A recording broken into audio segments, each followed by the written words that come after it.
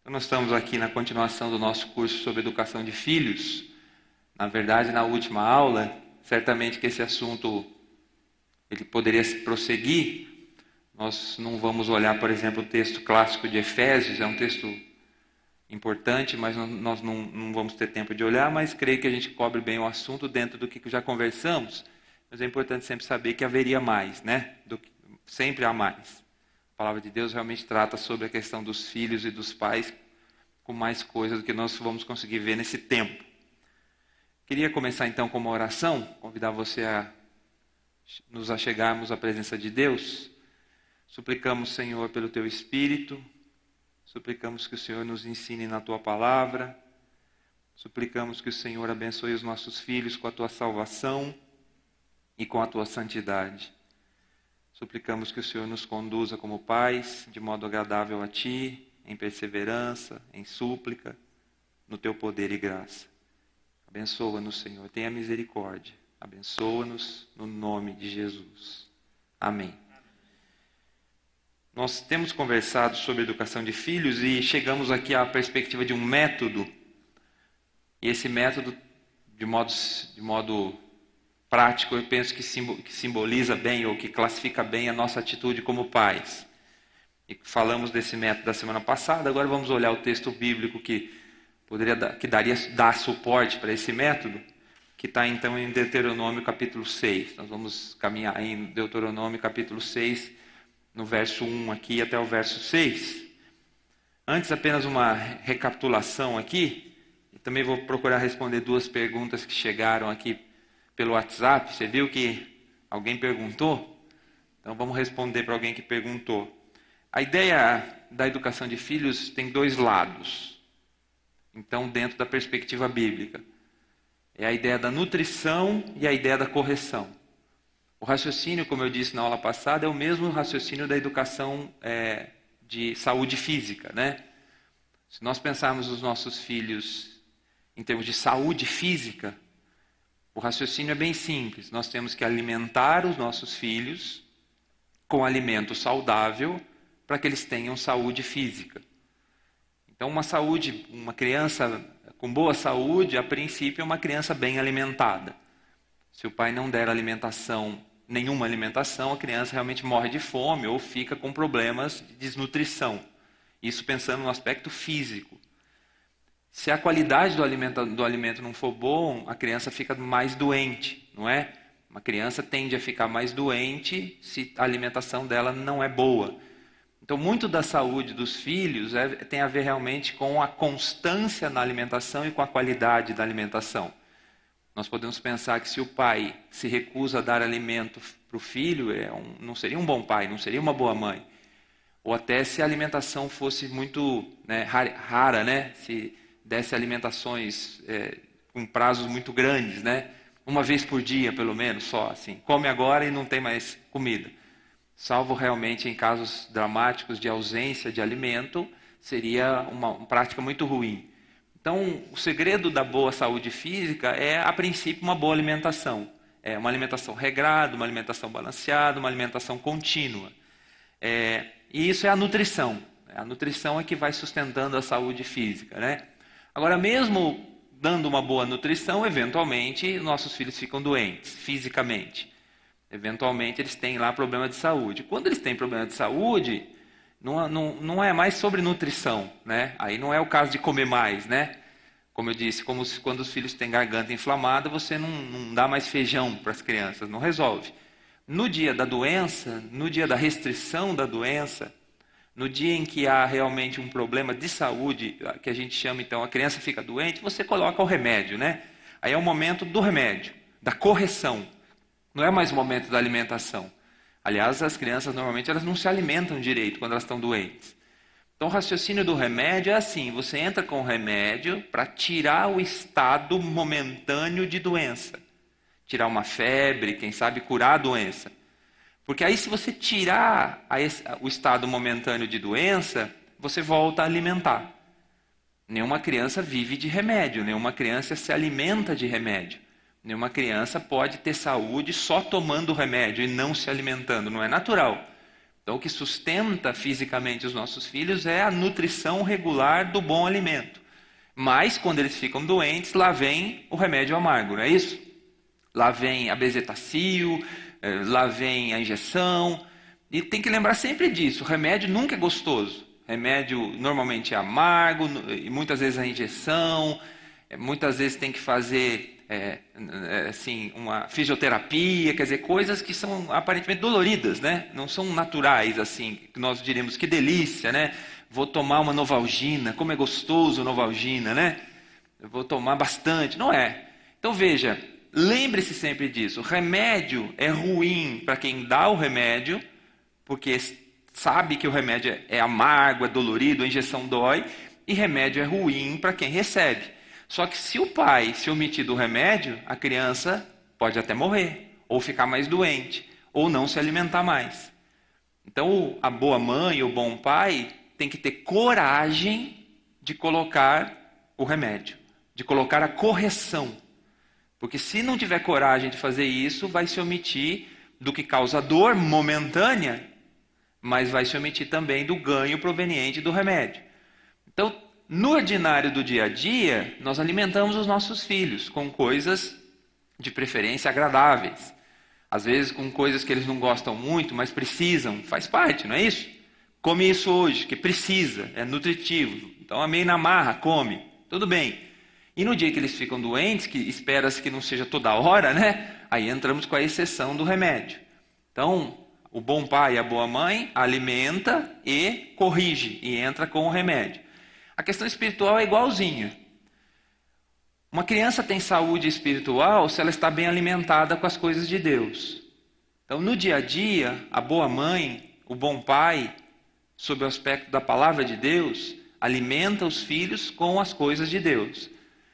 As coisas de Deus, né, são o conhecimento da palavra, então ensina os filhos sobre a Bíblia, leva os filhos à igreja e à comunidade do povo de Deus para aprender mais, ora com os filhos, fala sobre Deus no ordinário do dia a dia. Então, o mesmo raciocínio, o mesmo. Se a alimentação é contínua, equilibrada, né? Na alimentação das coisas de Deus, tem coisas que são gostosas e tem coisas que não são tão gostosas ao paladar dos nossos filhos, mas que são nutritivas. Então tem hora que a gente diz assim, senta, agora você vai ouvir porque precisa. E tem hora que a coisa também é agradável ao paladar deles.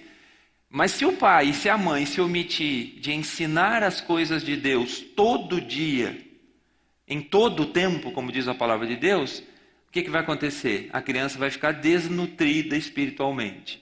E uma criança desnutrida espiritualmente começa a dar problema espiritual. O problema espiritual tem a ver... O que acontece com o problema espiritual? Primeiro, ele rompe a relação dele com Deus. Quando ele rompe a relação dele com Deus por causa do pecado, no mesmo momento ele prejudica outros. Ele começa a se comportar mal em relação a pessoas. Porque quando a gente rompe a relação com Deus, a gente começa a lutar contra o próximo. Então é quando as crianças, é quando os jovens, é quando os adolescentes começam a ficar difíceis com relação às outras pessoas. E depois com relação a si mesmo. É quando eles entram no caminho das drogas, é quando eles entram no caminho do relacionamento afetivo impróprio. Então, rompeu com Deus, briga com o próximo, briga consigo mesmo. Começa a ter um amor distorcido por si mesmo, começa a querer ser o centro do universo. Então, tudo começou com a doença espiritual. E tudo começou quando o pai e a mãe estavam ocupados demais para alimentar espiritualmente os filhos. Se eu dissesse para você que eu trabalho demais e não tenho tempo de fazer comida para os meus filhos, você diria que eu preciso trabalhar menos. E se eu dissesse que eu trabalho demais e não tenho tempo de alimentar espiritualmente os meus filhos? Então eu deveria trabalhar muito, muito menos, 2 menos, porque morrer de problema de saúde é a morte nessa vida. Morrer de problema espiritual é a morte nessa vida e a morte na outra vida. É sobre a eternidade, é muito mais grave.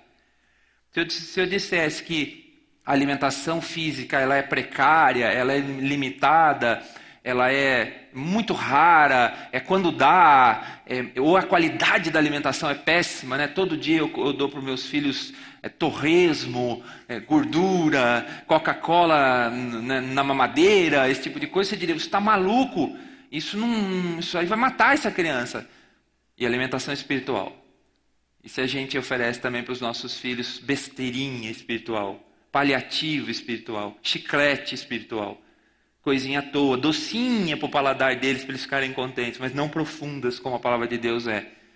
Então pode aplicar os mesmos exemplos. O que é péssimo na alimentação física também é péssimo na alimentação espiritual. É que a alimentação espiritual é sobre ensinar a palavra de Deus, dar o exemplo.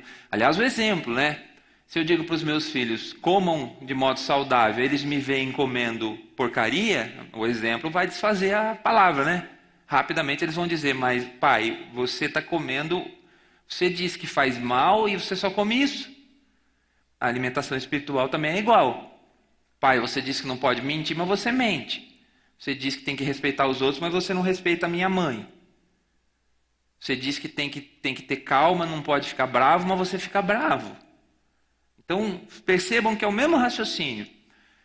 Alimenta com a palavra, alimenta com a oração, alimenta com a comunhão, alimenta com a presença, alimenta com os abraços, com o afeto, com carinho, com participação na vida. E aí a criança vai ficando nutrida espiritualmente. Só que mesmo nutrida, ela fica doente.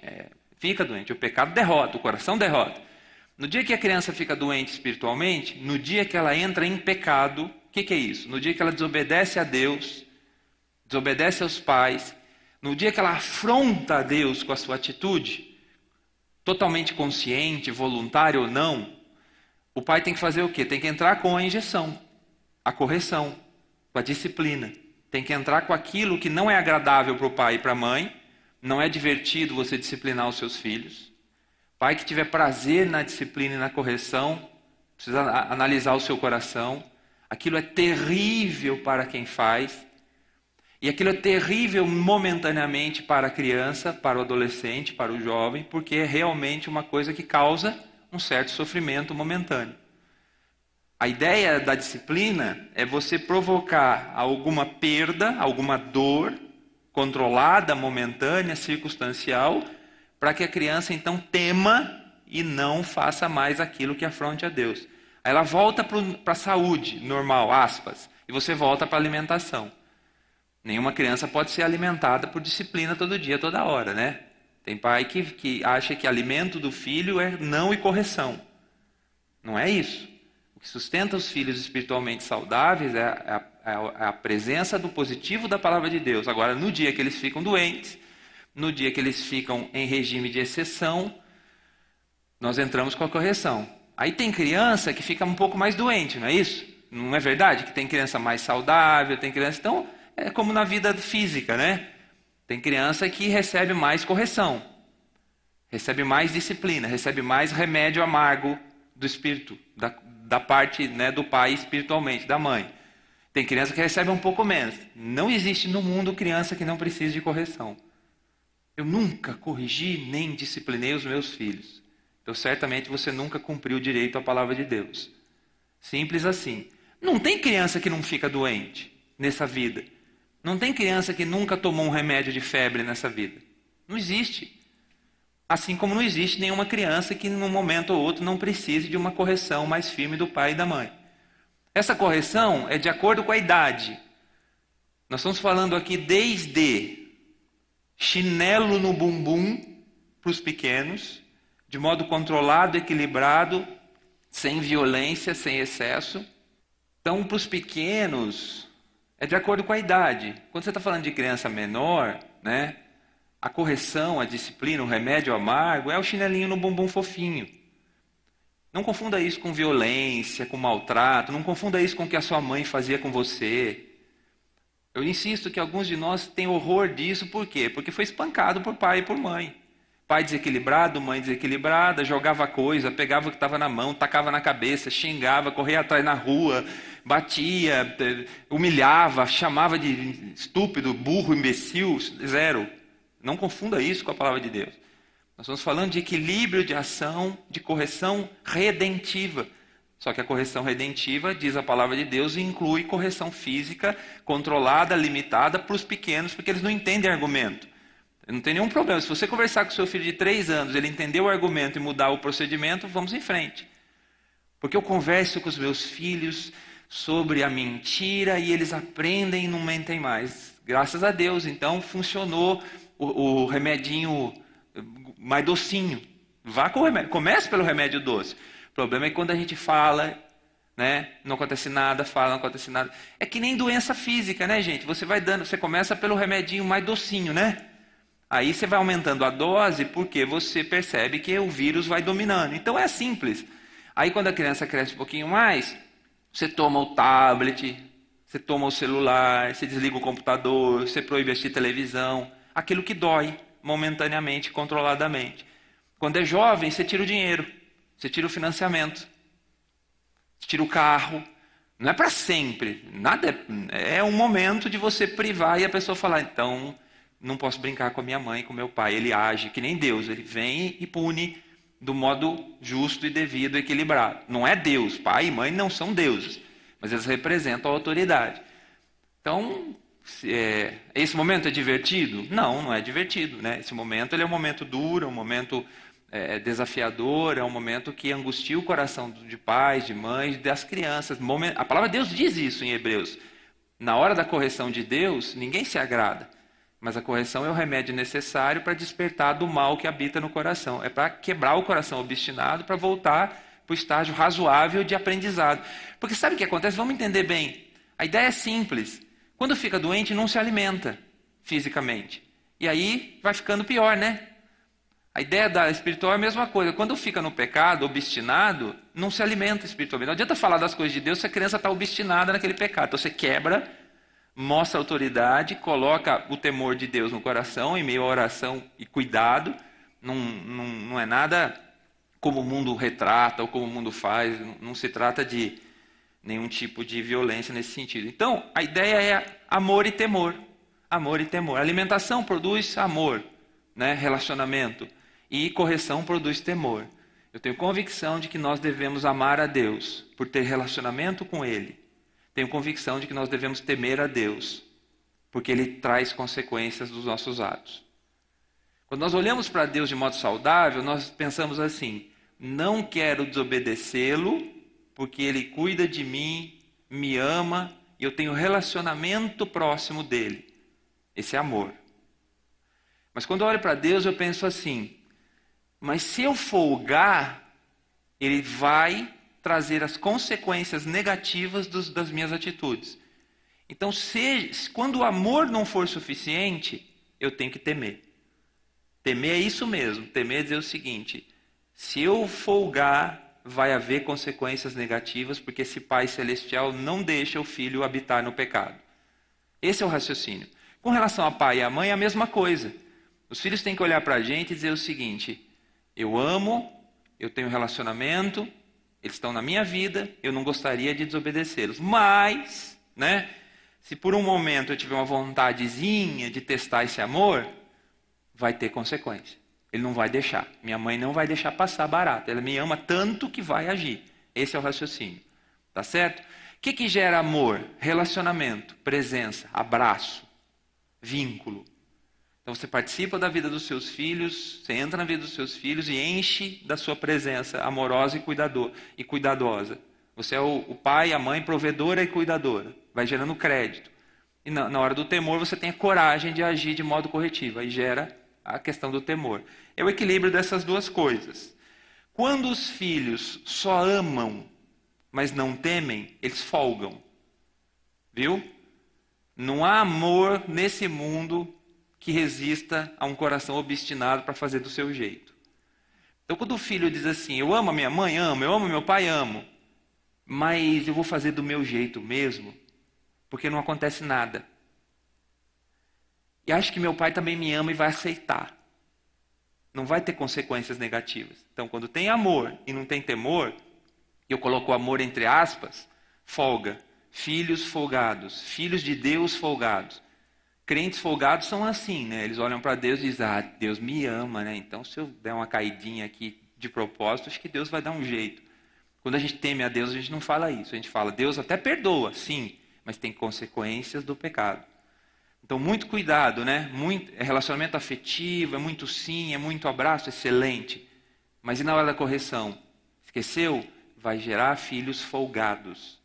amor flácido, amor interesseiro em certo aspecto. Agora, tem casa que só tem temor, tem casa que só tem não. Tem casa que o pai chega do trabalho, é só não, sai daqui e vai para lá. Não tem abraço, não tem beijo, não tem palavra de encorajamento, não tem exemplo, não tem presença, não tem ensino. Só tem correção, só tem não. Só tem pai bravo, mãe estressada. Aí é temor. Aí o filho tem medo e fala, não, meu pai é bravo. Já viu isso aí? Muitos de nós tivemos mães e pais assim. Minha mãe é brava. Mas não tem amor, né? Sabe o que isso gera? Rebeldia. Sabe o que a gente faz? Vai embora de casa rapidinho. E quando a mãe não está vendo, apronta. Porque não tem amor. Só tem temor. Só tem medo da consequência, mas não tem vontade de conviver, porque não há convivência. Então nós precisamos entender isso.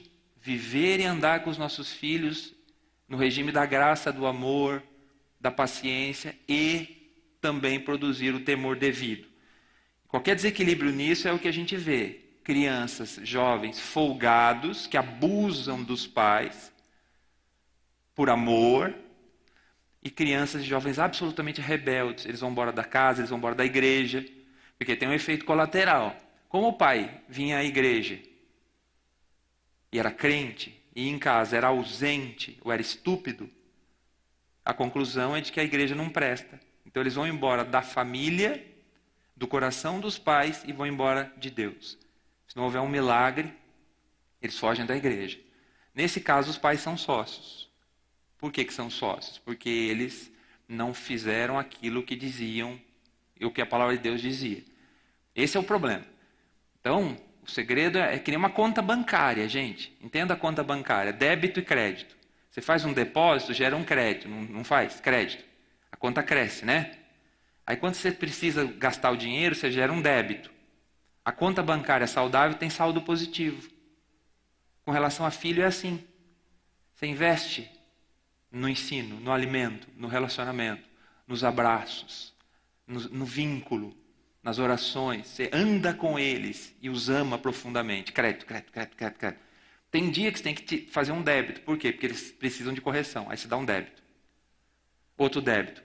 Se a sua conta tem saldo positivo, está muito bem, obrigado. Se a sua conta tem saldo negativo, é que está ruim. Você entendeu? Relacionamento é uma conta de saldo, de débito e crédito, né? Já dizia um autor famoso. Então, esse é o raciocínio de relacionamento. Por isso é que se só tem não e só tem correção e só tem, né, o lado do remédio, a conta só tem débito.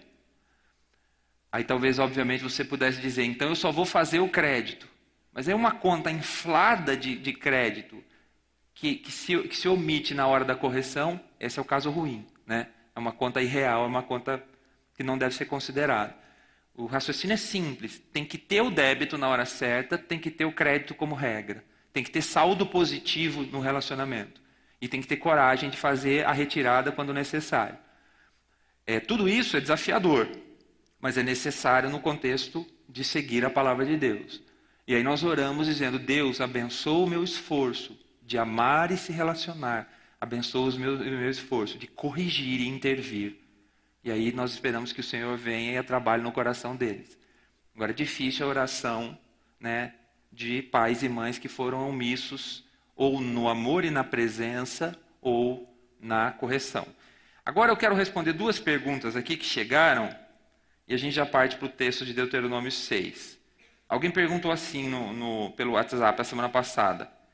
Como recuperar a alimentação espiritual que se perdeu em alguma fase do processo? Ou se falhou com o tipo de alimentação espiritual? Tipo, se a alimentação foi básica, papinha, quando deveria ter sido alimentação sólida. Então a pessoa está perguntando assim, o que eu faço se eu errei no passado e não alimentei corretamente os meus filhos com as coisas de Deus? O que eu faço se no passado, ao invés de dar alimentação sólida da palavra de Deus, eu dei papinha, chicletinho, coisas, né, assim, amáveis ao paladar, mas não nutritivas? Bom, certamente que toda omissão nossa na alimentação dos nossos filhos vai trazer alguma causa na saúde deles. Então a gente precisava encarar isso com maturidade. Toda a nossa omissão do passado em relação ao que deveríamos ter feito colabora para o problema que eles têm hoje. Não é necessariamente a maior das causas, porque em certo momento eles escolhem também. E poderiam ter escolhido outro caminho. Assim como eu e você fomos mal alimentados espiritualmente, mas fomos achados pela graça. Então você não é causador da desgraça do seu filho.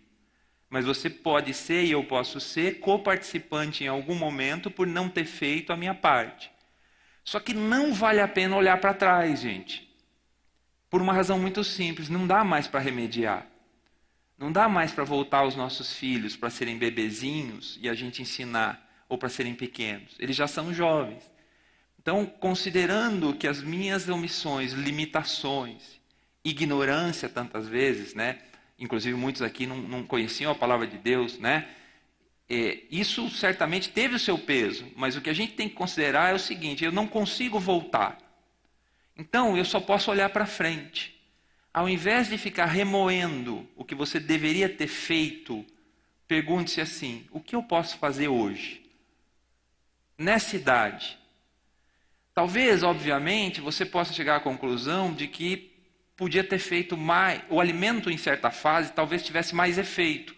Eu entendo quando alguém diz assim: quando ele era menor ele me ouvia, agora que é jovem não ouve mais. Eu entendi o drama. Mas só resta falar com o jovem. Então não vale a pena remoer as limitações do passado, não vale a pena se culpar, porque se Deus lhe perdoou, se você se arrependeu, você está limpo e isso interessa. Não vale a pena ficar se culpando e remoendo, isso não volta mais.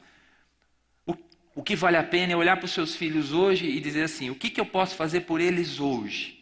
Se eles são adolescentes, como é que eu posso entrar na vida deles hoje e tentar lutar para reverter o que eu não fiz? Como é que eu posso alimentá-los hoje para tentar remediar a má alimentação do passado? E se eles são jovens, a mesma coisa. Se eles são casados, a mesma coisa. Então sempre é possível abençoar os nossos filhos com uma palavra da parte de Deus, agora, hoje. Sempre é possível dar um exemplo hoje, que eu não dei ontem, devia ter dado, mas por dramas, limitações que Deus perdoou e eu me arrependi. Eu posso hoje ter uma atitude com a minha esposa, com a sociedade, com a igreja, e dar um exemplo para os meus filhos, inclusive casados. Então eu penso que a resposta não é sobre remoer e se culpar, é sobre se arrepender, pedir perdão a Deus e se apropriar do perdão. E limpo diante de Deus, ainda que com consequências, olhar para frente e dizer: e agora? Qual é a palavra que eu posso dar hoje? Não é mais aquela alimentação de quando ele estava na sua família, eu entendi. Mas é o que é possível no dia. O meu temor é que alguns pais fiquem olhando tanto para trás, se remoendo tanto, se culpando tanto, que ficam paralisados no presente. Então eles dizem assim: não tenho moral para falar mais nada. Não tenho ânimo para falar mais nada. Nada do que eu diga vai causar efeito hoje, porque eu perdi o tempo. Não. Você perdeu aquele tempo. A palavra da criança de 5 não volta mais. A palavra do jovem de 10, da criança de 10 também não. Mas a palavra do 18 está aí. Não se omita de dar a palavra correta ao filho casado na medida da necessidade. Então, olhar para frente. Se apropriar do perdão de Deus e olhar para frente.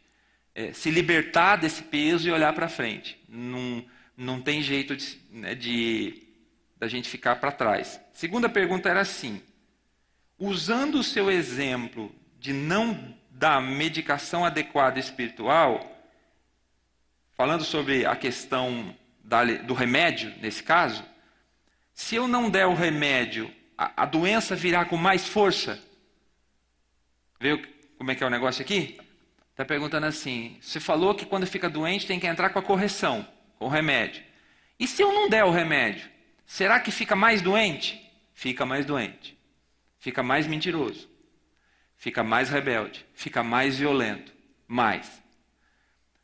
É que nem a questão física, né? Se você não der o remédio, a infecção tende a ficar maior.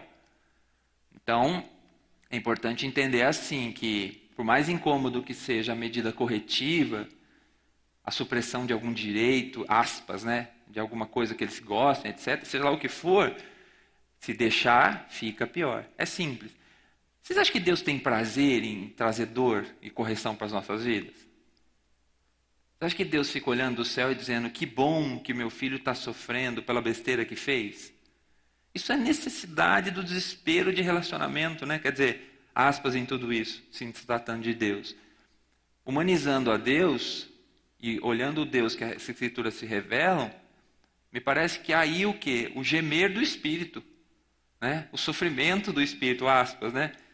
É aquele momento que Deus diz assim, eu já disse, não ouviu. Eu já disse de novo, não ouviu de novo. O que eu faço? Deixo se destruir ou corrijo?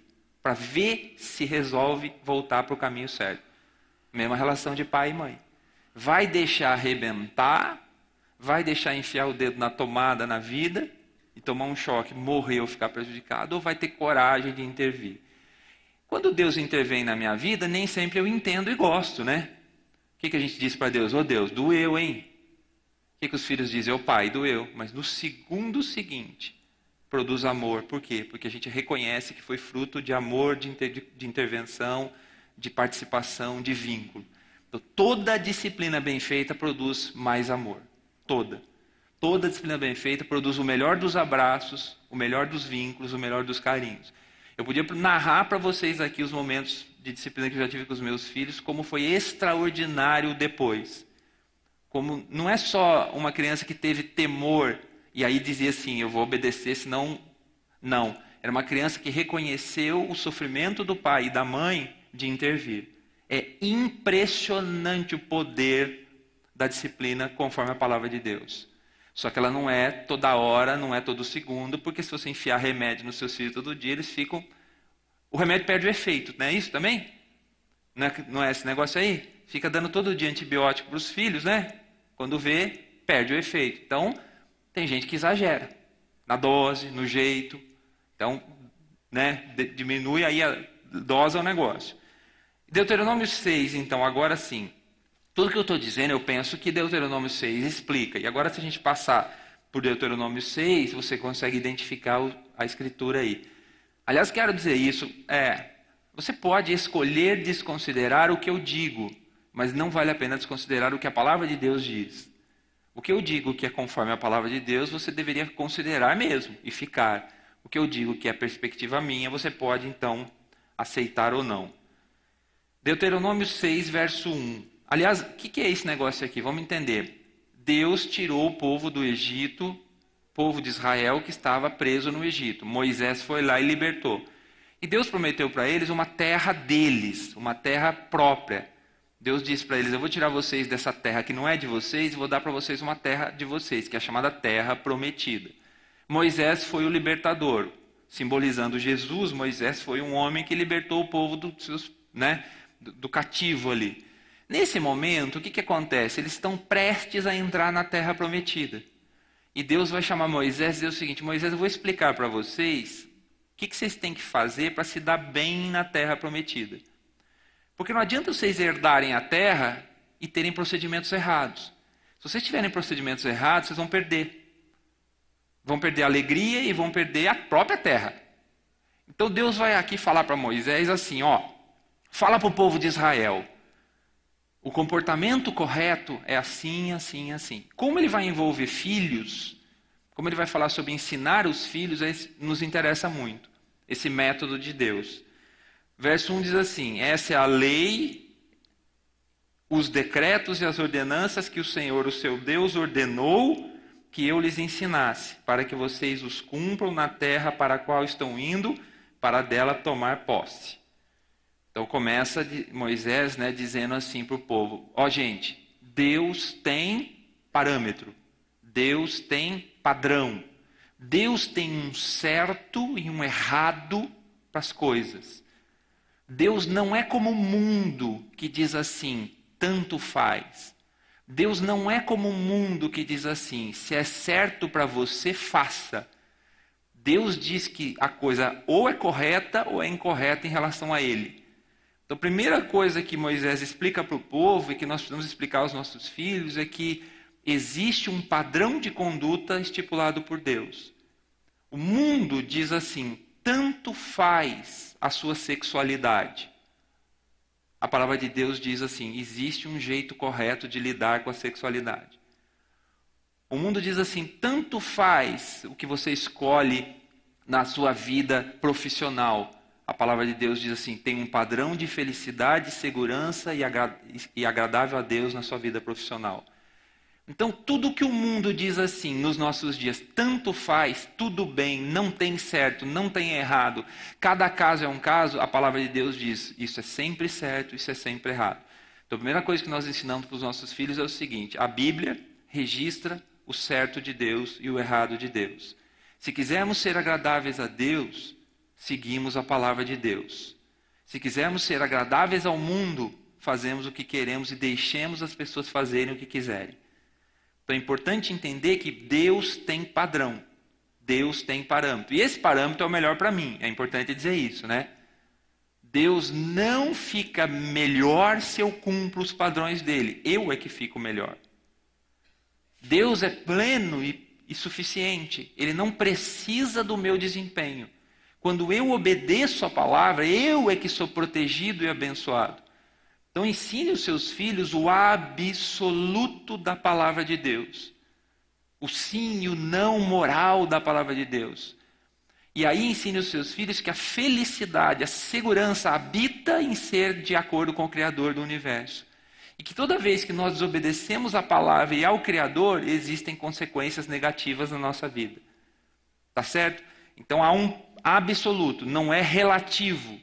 Não é tanto faz, nas coisas morais de Deus, né? Nós não estamos falando aqui sobre se vai tomar suco de laranja ou se vai tomar suco de abacaxi. Não é sobre se vai vestir a roupa azul ou verde. Aliás, esse é outro drama dos pais, né?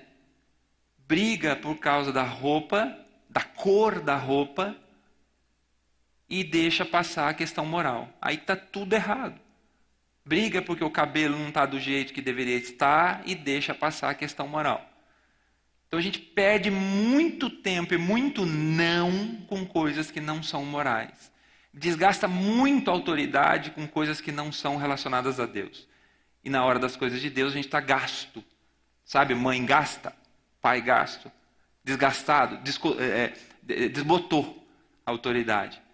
Por quê? Porque é o dia inteirinho com não em coisas que são pequenas. Ou são coisas de crianças ou são coisas de pouca importância. Então reduza, controle, verifique de que as questões são absolutas e são não, né? Verso 2. Desse modo, vocês, seus filhos e seus netos temerão o Senhor, olha aí, o seu Deus, e obedecerão a todos os seus decretos e mandamentos que eu lhe ordeno todos os dias da sua vida para que tenham vida longa. Olha que maravilha, né?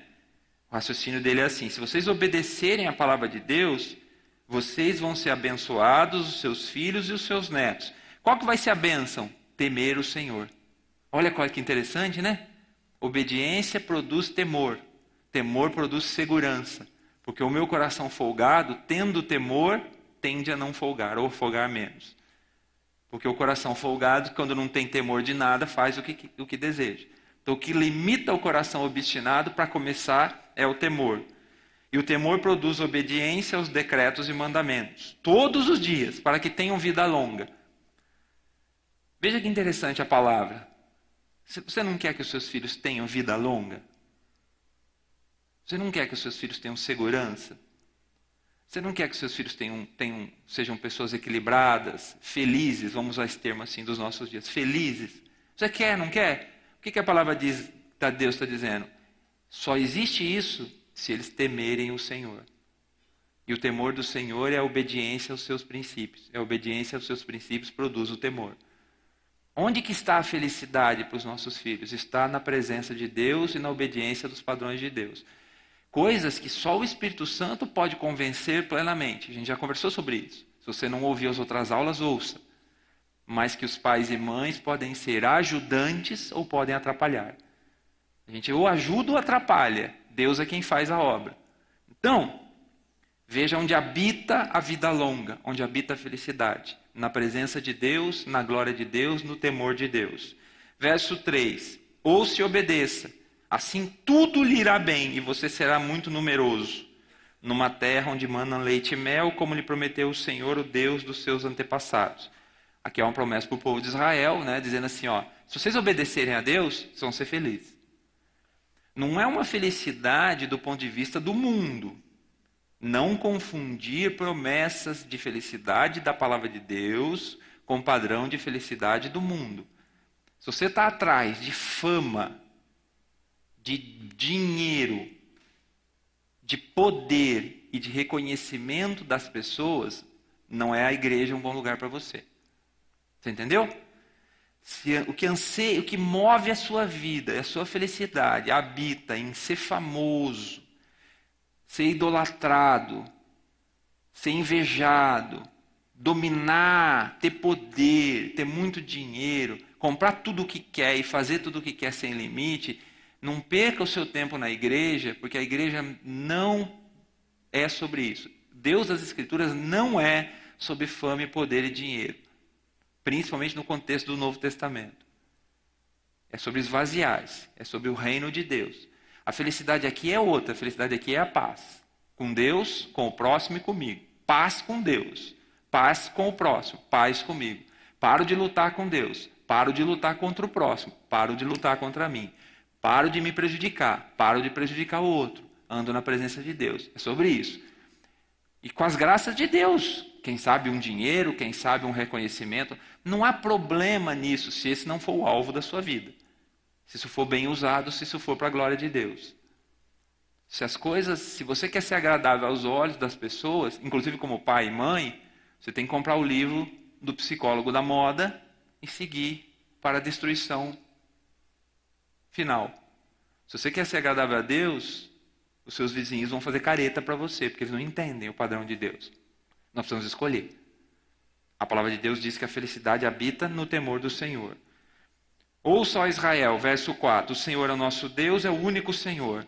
Então, verso 4 diz o seguinte, se você escolher o mundo, se você escolher a voz do doutor do mundo, se você ouvir o pediatra, quando o pediatra afronta a Deus, dizendo que ele é o entendido e que a palavra de Deus não serve, então Deus não é o único Senhor, há outros senhores, haverá consequências. Simples assim. Nós ouvimos o mundo, já conversamos sobre isso, naquilo que o mundo serve a Deus. Não ouvimos o mundo naquilo que o mundo ofende a Deus. Então aqui é muito claro, há um Deus, ele existe, ele é real, ele é o Criador do universo. Afrontá-lo é terrível. Verso 5, ame o Senhor, o seu Deus, de todo o seu coração, de toda a sua alma e de todas as suas forças. Olha isso. Não falou do temor? Agora falou do amor. Ó. Vocês têm que temer a Deus, porque ele tem consequências. Ele ama a ponto de intervir.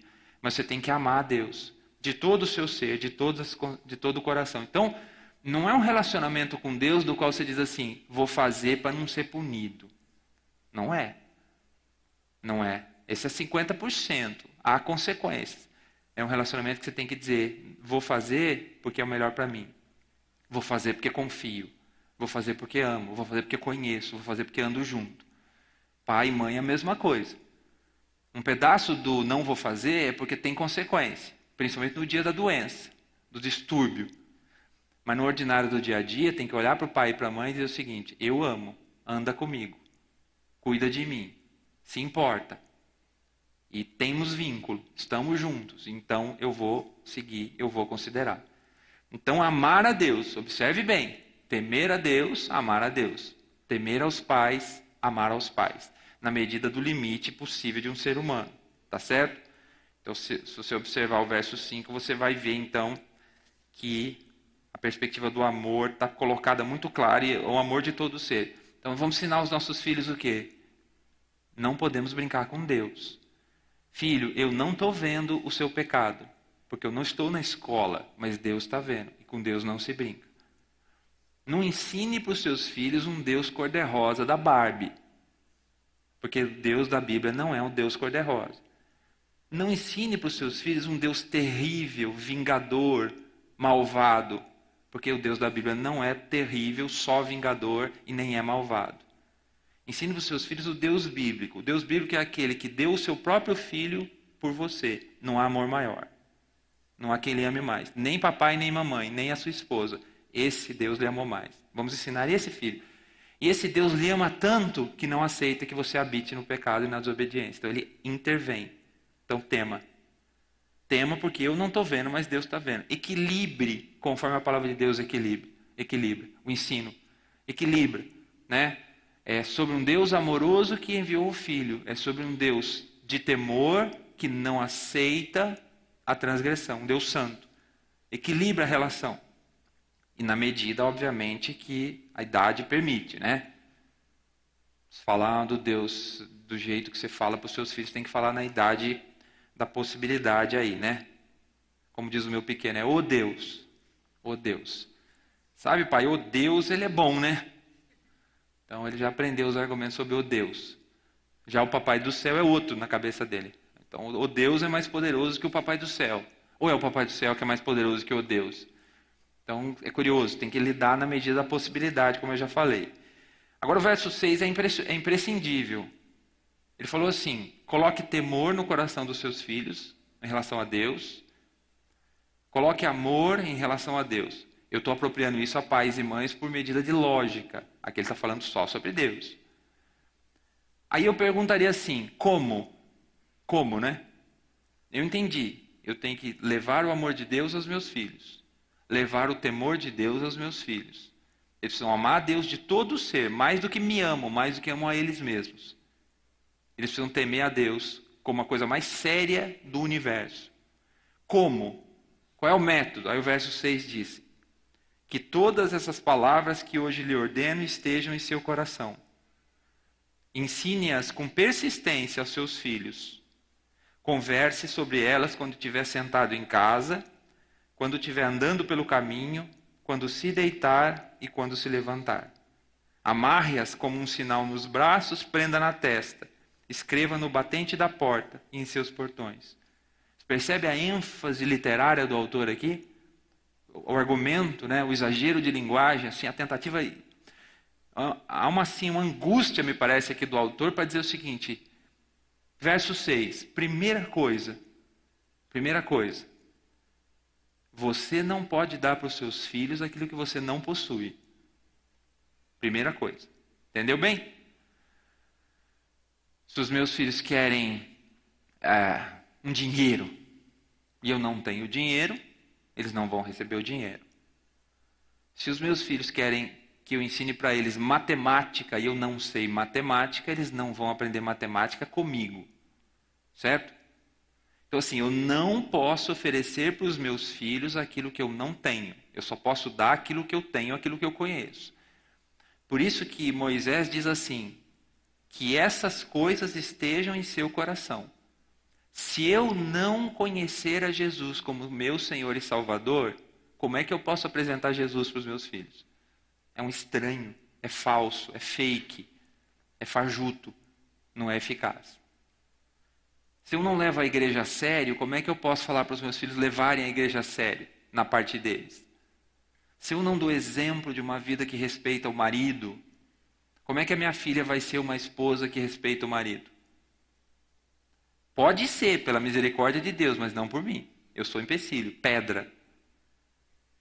Se eu não for um marido que ama e cuida da esposa, e for um marido estúpido todos os dias... Veja, eu não estou falando... Não existem pais perfeitos. Tem dia que escapa. Mas no dia que escapa, os filhos também veem a volta. Eles olham e também enxergam que a gente peca, arrepende, pede perdão e conserta. E aprendem que com Deus é assim também. Faz parte do processo. O problema é todo dia estúpido. Todo dia reclamando. Todo dia. Se eu não trabalhar para valer, como é que os meus filhos vão aprender que tem que trabalhar para valer mesmo quando não é o que eu gosto? Como é que vai ser? Então o verso 6 diz assim, se você não conhece a Bíblia, porque trabalha demais e não tem tempo para essas coisas, como é que você vai ensinar os seus filhos? Se você não conhece a Bíblia, porque tem preguiça de estudar, tem preguiça de ler um livro, e prefere assistir novela ou futebol, como é que os seus filhos vão aprender sobre Deus? Tem que terceirizar para a igreja, mas a tarefa não é da igreja. A igreja ajuda, mas ela não faz a sua função. Quem não tem, não pode dar. Se eu não temo a Deus e vivo no pecado, como é que eu vou dizer para os meus filhos que Deus é um Deus sério, que merece respeito? Como? Eu não tenho, não é real. Se eu não amo a Deus mais do que a mim mesmo, mais do que todas as coisas, mais do que a eles mesmos, mais do que a minha esposa, mais do que tudo, porque Ele me amou mais do que tudo, e primeiro, em Cristo. Como é que eu vou dizer para os meus filhos, domine o seu coração, ame a Deus? Como? Vai ser fajuto, vai ser de boca para fora, e sabe o que eles vão perceber? Eles percebem quando a mãe e o pai estão ensinando coisas que não acreditam e não cumprem, ou não lutam. Veja, às vezes a gente cumpre, às vezes a gente luta, mas eles estão vendo que a gente quer. O problema é quando a gente não quer e fala, e eles percebem a desonestidade no trabalho e fala e vem para a igreja. Não tem coragem, não tem disposição. Como é que vai ser? Que tipo de coisa eu vou dar para os meus filhos no meu exemplo do dia a dia? É uma tragédia, porque aí Deus vai ter que fazer uma obra maior ainda, né? Que vai ser assim, a obra da salvação, apesar de mim, que estou contra. E aí deixa eu dizer uma coisa para vocês. Lembre-se da sua experiência como filho. Você percebe, não percebe? Quando sua mãe e seu pai são falsos. Você sabe, não sabe? E qual que é a reação? A reação é de irritação. Você se irrita pelo aquele não que eles fazem. Pior, você se irrita por falar de um Deus que eles não conhecem. Você se enfraquece quando você vê, por exemplo, nossos filhos têm um problema na escola. Aí você diz assim, ore e confie em Deus. Esses filhos eles ficam enfraquecidos, porque o nosso pai tem um problema no trabalho e vem para casa como se fosse órfão. O filho olha e diz assim, não era para orar e confiar em Deus, pai? Por que está desesperado como quem não tem Deus? Por que está supervalorizando uma coisa? Confie, viva para Deus, filho, confie em Deus, não viva para o mundo. Por que está chorando e sofrendo porque não tem sapato do mundo? Ou coisas que o mundo valoriza? Percebe? Eles sabem. Devo dizer para vocês, normalmente eles ficam rebeldes e infelizmente eles correm da igreja. E eles correm de Deus. Porque eles olham e dizem assim, esse Deus que minha mãe e meu pai falam não foi suficiente para transformar a vida deles. Não quero esse Deus para a minha vida.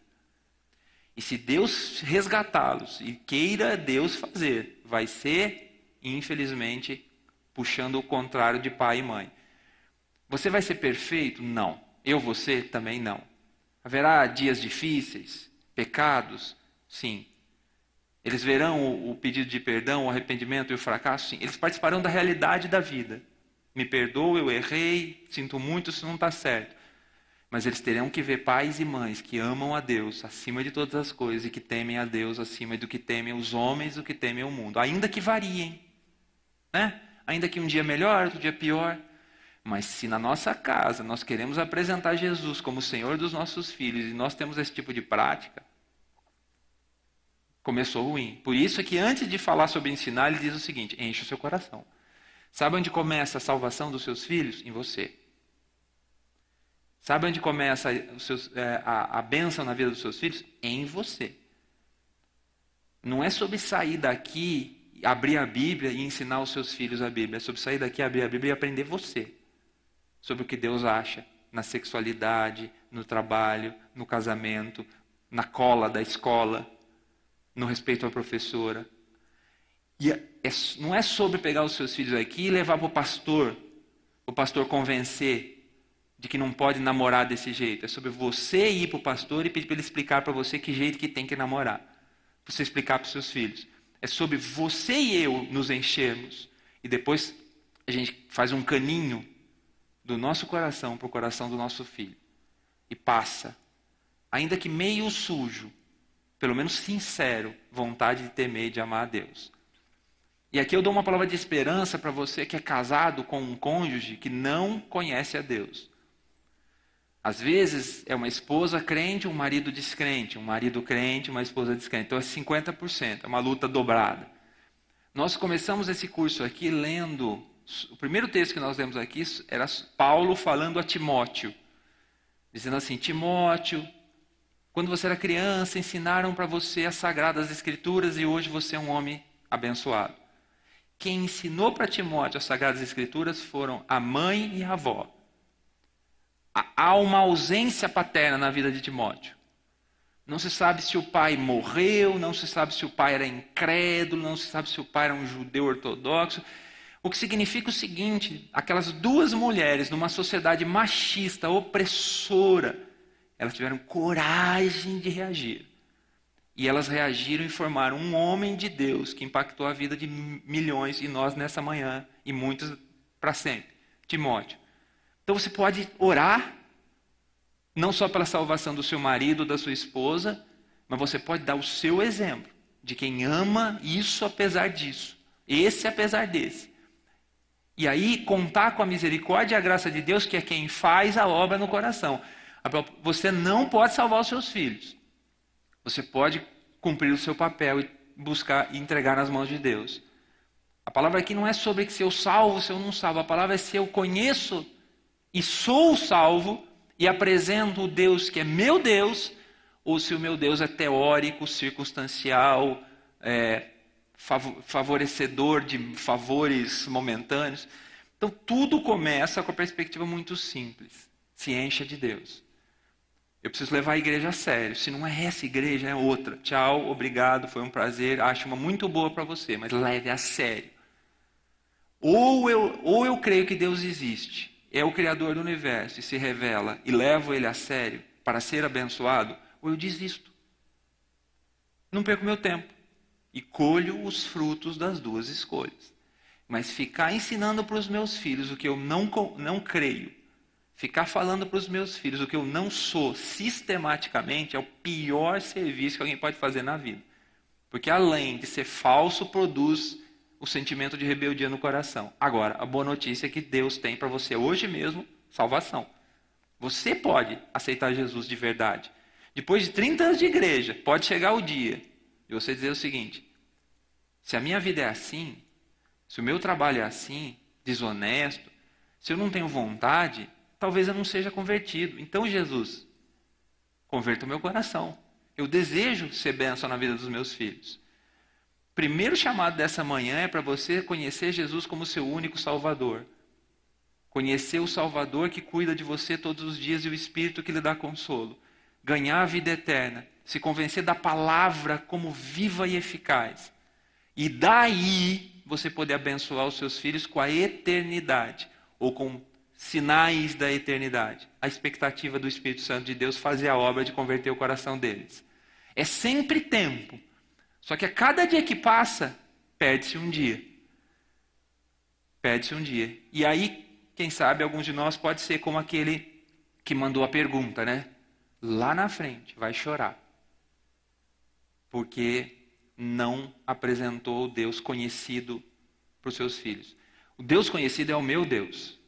Ele é meu Senhor, meu Salvador, meu maior amor, meu maior temor. Aí eu apresento para os meus filhos quem eu conheço bem. Conhecer bem não é conhecer tudo. Conhecer bem a Deus não é conhecer tudo sobre Deus. Tem hora que meus filhos me perguntam, eu digo, eu não sei, Deus sabe, mas eu confio que Deus sabe e que é o melhor. Conhecer bem a Deus é andar na presença com amor e com temor. Então a oferta é para você se encher da realidade de Deus. O Deus é real ou não é? Se Ele é real, eu sou real. E aí os meus filhos verão a realidade de Deus. Agora, quando eu chego em casa para ser aquele branco e preto, aquele descolorido, aquele que é falso, que não dura, pode apostar que a gente está fazendo desserviço. Aí o verso 7 termina dizendo assim: ensine com persistência. Aí ele fala, quando estiver sentado, andando, deitado e levantado. Tudo, né? Você entendeu? Sentado, andando, deitado, levantado. Então, todo o tempo, todo dia, todo momento. O pai e uma mãe, que quando comem comida, pensam e falam das coisas de Deus. Não é sobre abrir a Bíblia, não é sobre culto doméstico, entenda isso, neste momento. É sobre respirar a presença de Deus. Refletir a presença de Deus em profundo temor e amor, que muitas vezes são lágrimas de fracasso. Muitas vezes os filhos veem o fracasso do momento e a graça de Deus. Outras vezes são alegria na alegria do Senhor. É uma luta, são seres humanos. Mas em todo o tempo é um desejo de ser agradável a Deus e desfrutar da sua presença. Esse é o sinal, o desejo de amá-lo sobre todas as coisas e de temê-lo sobre todas as coisas. E aí refletir isso sobre os nossos filhos. E o texto então segue a jornada aqui falando sobre coisas, amarre como um sinal nos braços, prenda na testa, escreva no batente da porta.